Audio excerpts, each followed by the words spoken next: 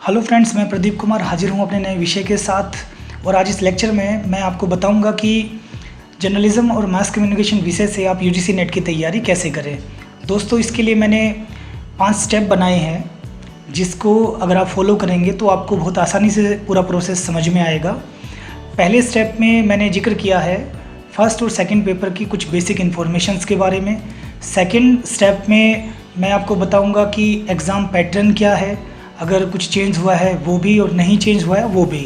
Third step में आप समझ पाएंगे कि फर्स्ट पेपर और सेकंड पेपर का जो सिलेबस है वो हाल फिलहाल में क्या बदलाव उसके अंदर आए हैं। और फोर्थ स्टेप बेहद ज़रूरी है आप लोगों के लिए, उसमें आपको कौन सी बुक्स पढ़नी चाहिए, इम्पोर्टेंट बुक्स की लिस्ट कौन सी है और आपके पास स्टडी मटेरियल जो है वो किस तरह का हो, ताकि आप इस पेपर को क्लियर कर पाएँ। और 5वें स्टेप में दोस्तों मैं आपके साथ साझा करूंगा कुछ अपने पर्सनल अनुभव और एक ऐसी स्ट्रेटजी जिसको अपनाकर आप आसानी से इस पेपर को क्रैक कर सकते हैं। तो बिना समय गंवाए बहुत जल्दी मैं पहले स्टेप पर आता हूं। दोस्तों, स्टेप 1 में ये देखिए कुछ मेन पॉइंट्स हैं, जिसमें पेपर 1 में टीचिंग और रिसर्च एप्टीट्यूड के क्वेश्चंस होंगे, रीजनिंग एबिलिटी के क्वेश्चंस होंगे। हालांकि प्रीवियस पेपर्स में ये देखा गया है कि ये एसएससी एग्ज़ाम्स की तरह कठिन नहीं होते, इनको आसानी से आप थोड़ी सी प्रैक्टिस के बाद सॉल्व कर सकते हैं। रीजनिंग एबिलिटी के अलावा कॉम्प्रीहेंशन, हायर एजुकेशन और आईटी से रिलेटेड क्वेश्चंस भी आते हैं। जर्नलिज्म के विद्यार्थियों के लिए एक अच्छी बात यह है कि पेपर 1 का एक पार्ट कम्युनिकेशन भी है, जिसके बारे में हमने बीजेएमसी लेवल में, मास्टर्स लेवल में और तमाम पीछे जितना भी हमने पढ़ा है कम्युनिकेशन के बारे में ही पढ़ा है। तो ये जो पोर्शन है इसका फ़ायदा तो स्टूडेंट्स को अवश्य उठाना चाहिए। इसके अलावा अच्छी खबर ये भी है कि यूजीसी नेट में अभी तक नेगेटिव मार्किंग नहीं रखी गई है। इसमें आप बहुत ही खुले मन से आप क्वेश्चंस को सॉल्व कर सकते हैं, टिक मार्क लगा सकते हैं, आपके नंबर कटने की संभावना नहीं है। पेपर 1 और पेपर 2 दोनों में ही सभी क्वेश्चंस कंपलसरी हैं, आपको सभी अटैम्प्ट करने पड़ेंगे। साथ ही सभी क्वेश्चंस ऑब्जेक्टिव टाइप क्वेश्चंस होंगे। दोस्तों, सेकंड स्टेप है एग्ज़ाम पैटर्न। 3 घंटे के एग्ज़ाम में टोटल 150 क्वेश्चंस पूछे जाएंगे, जिसमें पेपर 1 में 50 क्वेश्चंस 100 मार्क्स के होंगे, जिसके लिए आपको 60 मिनट का समय मिलेगा। पेपर सेकंड में 200 मार्क्स के 100 क्वेश्चंस के लिए 2 घंटे का समय यानी 120 मिनट दिए जाएंगे। ध्यान रहे सभी क्वेश्चंस कंपलसरी होंगे, आपको सभी के सभी क्वेश्चन करने होंगे। स्टेप 3 में पेपर 1 और पेपर 2 के सिलेबस के विषय में बताया गया है। पेपर 1 में कोई बदलाव नहीं है, प्रीवियस ईयर्स की तरह ही teaching, research, reasoning, IT, environment और हायर एजुकेशन जैसे विषय हैं। पेपर सेकंड में आपको एक तरह से जर्नलिज्म से रिलेटेड सारा कोर्स ही पढ़ना होगा, क्योंकि जर्नलिज्म एक ब्रॉड विषय है। एग्ज़ाम में कहीं से भी, चाहे नेशनल लेवल हो या इंटरनेशनल लेवल, कुछ भी पूछा जा सकता है, चाहे वो न्यूज़ एजेंसीज़ हों, चैनल्स हो या किसी कोई भी कंसेप्ट हो, ग्लोबल विलेज का कंसेप्ट हो, उसमें कुछ भी आपका आउट ऑफ कोर्स नहीं होता, ये ध्यान रखिएगा। इसलिए जो भी पढ़ें डीपली पढ़ें। अगर पिछले कई सालों की बात करें तो आपको सिलेबस में थोड़ा सा चेंज मिलेगा, क्योंकि प्रीवियस ईयर सिलेबस को रिवाइज़ किया गया है। आप इस चेंज को अगर सही ढंग से समझना चाहें तो इतना समझ लीजिए कि आपको पूरा सिलेबस अच्छे से रिवाइज़ करना पड़ेगा। पहले जो यूनिट रिसर्च की थी अब वो कम्युनिकेशन रिसर्च की है।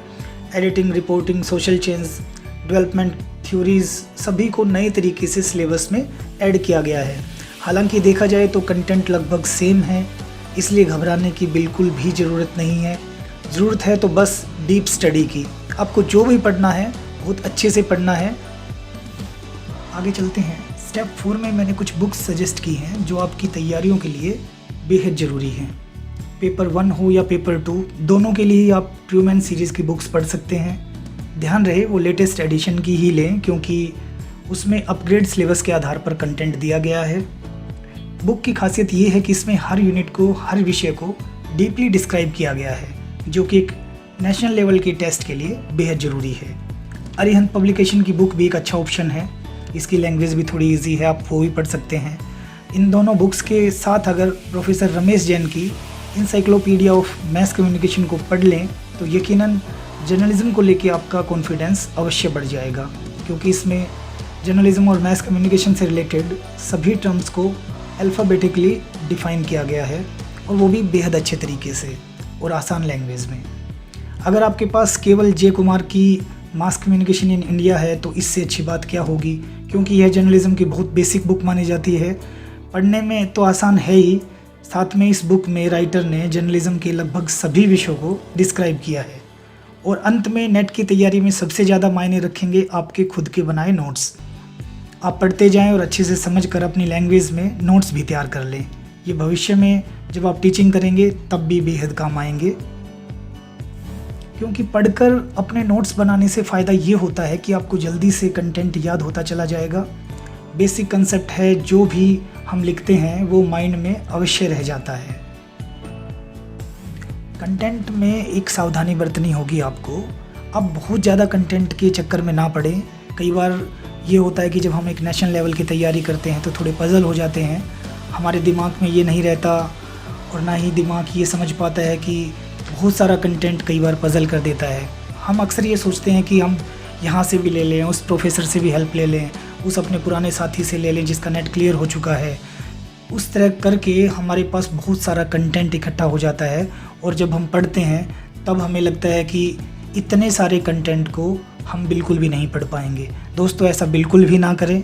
आप सिर्फ जो मैंने बताया है अगर इतना भी पढ़ लेंगे तो आई थिंक ये बहुत है एक यूजीसी नेट को क्लियर करने के लिए, बशर्ते कि आप उसे अच्छे डीपली तरीके से पढ़ें, बहुत अच्छी मेहनत से पढ़ें, समझ कर पढ़ें। जो भी पढ़ें उसे अच्छे से समझ लें, उसके नोट्स बनाएं, उसके बाद देखिए रिज़ल्ट आपके फेवर में अवश्य आएगा। दोस्तों, 5वें स्टेप में यही है कि आपकी स्ट्रेटजी क्या हो। कुछ मैं पिछले जो स्टेप हैं उनमें भी थोड़ा सा मैंने इसके बारे में चर्चा की है, लेकिन इन सब के अलावा आपको एक चीज़ जो ध्यान रखनी है वो ये है कि आपका सारा स्टडी मटेरियल एक जगह हो, उसे एक जगह रखें, और वो बेहद सिस्टमेटिक ढंग से रखा गया हो, ताकि आपको कोई भी अगर किसी भी विषय से संबंधित कोई टॉपिक चाहिए तो आपको तुरंत मिल जाए और आप उसे तुरंत पढ़ लें। दूसरा ये कि पिछले 2 साल से जर्नलिज्म से रिलेटेड बौद्धिक क्षमता के, मेंटल एबिलिटी के क्वेश्चंस एग्ज़ाम में आ रहे हैं। तर्क वितर्क के कई बार ये आ जाता है कि एक ने ये कहा, दूसरे ने ये कहा, दोनों में कौन सा सही है, क्या ये दोनों ही सही हैं? तो आपको इस पे सबसे ज़्यादा फोकस करना पड़ेगा।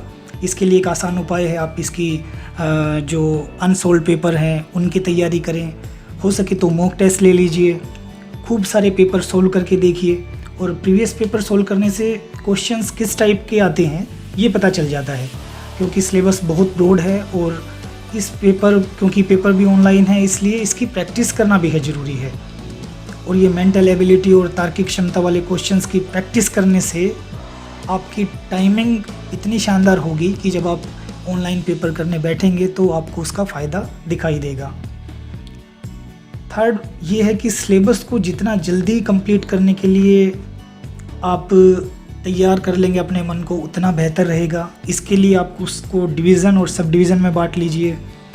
उसके बाद डेली के छोटे छोटे टारगेट सेट करते चले जाएं, और कोशिश करें अगर आज के हमने 4 टॉपिक रखे हैं तो हम लोग तब तक ना सोएं जब तक कि वो 4 टॉपिक हमारे क्लियर ना हो जाएं।